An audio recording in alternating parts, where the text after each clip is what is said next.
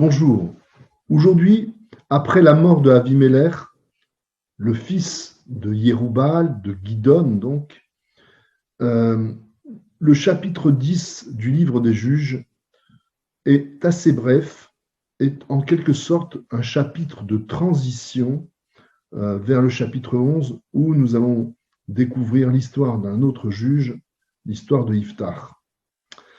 Ce chapitre 10 est assez insipide d'une certaine façon, un peu pour décrire justement l'insipidité de l'époque.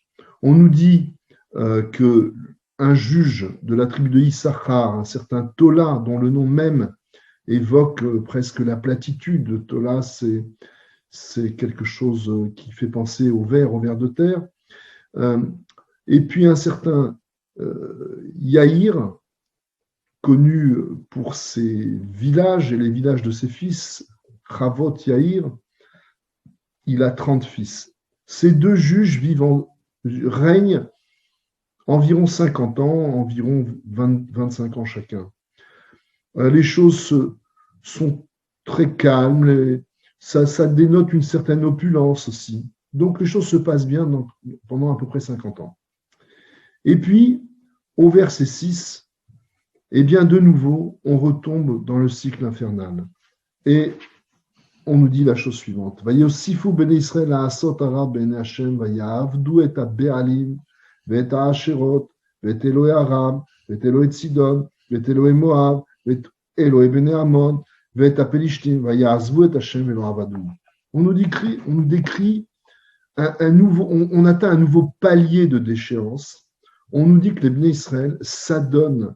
Et on nous parle là de tous les bnei Israël, du nord au sud en quelque sorte, s'adonnent à toutes les formes d'idolâtrie. On est à l'affût de du moindre vecteur qui donne des horizons en dehors de ceux que sont la promesse et l'alliance avec Akadosh Baruch Hu. Et donc cet affaissement qui n'a pas été atteint jusque-là, après la période des juges Tola et Yaïr, est gravissime.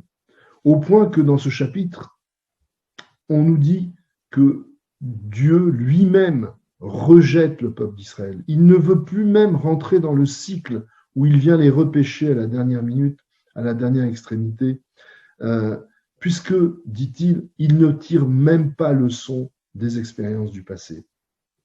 Et tout semble fermé, plus d'espoir, au point que les bnei Israël, cette fois, invoquent Dieu et demandent qu'il les punisse et promettent qu'on n'y les reprendra plus. Et dans sa grande miséricorde, eh bien, Akadosh Baruch Hu leur laisse espérer qu'un sauveur va arriver, un nouveau juge, et ce juge, nous le verrons au chapitre 11, ça sera Iphtar.